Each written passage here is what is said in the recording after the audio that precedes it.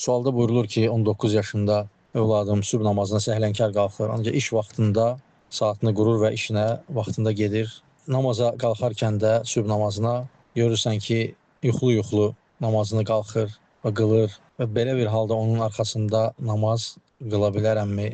Təbii ki, ilk öncə övladlarımıza və nəfsimizə hər zaman namazın əhəmiyyətini izah etməliyik.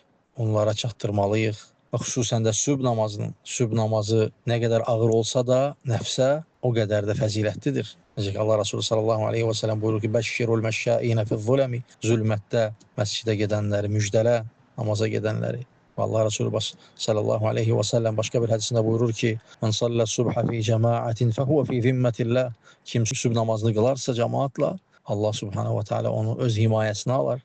Sübh namazı çox fəzilətli bir namazdır. Ona görə öz nəfsimizə, həmçinin övladlarımıza o namazı təşviq etməliyik. O namazın mahiyyətini, o namazın fəzilətini onlara aşılamalıyıq ki, onlar onu dərk etsinlər. Çünki insan bir şeyi dərk etmədən, onun fəzilətini bilmədən ona əhəmiyyət verə bilməz. Bəli, şeytan insana o məqamda vəsvəsə verir. Yuxunun ən şirin vaxtıdır. Ancaq bilməliyik ki, Allah Resulü sallallahu aleyhi və sələm buyurur ki, münafiqlərə ən ağır gələn namaz sübh namazıdır. Ona görə təhlükəlidir. İnsanın nifaqa belə düşməsinə gətirib çıxara bilər.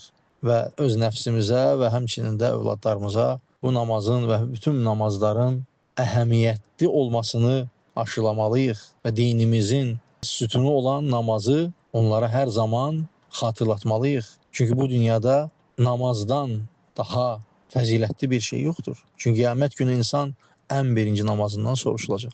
Əgər namazı düzgün olarsa, ondan sonra başqa əməllərinə keçiriləcək.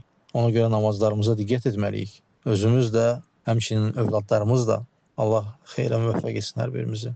Və qaldı ki, onun arxasında namaz qılmaq, bəli, namaz qılmalıyıq. Əgər həddi buluğa çatıbsa, onun arxasında namaz qılmalıyıq və onun namazı düzgün qılmasına da səy göstərməliyik. Və namazda dediyini bilirsə, düzgün şəkildə qılırsa, bəli, arxasında namaz qılmalıyıq və qılmadıqca onunla bərabər beləliklə daha da zəifləyəcək. Allahu aləm. Allah xeyrə müvəffəq etsin hər birimizi.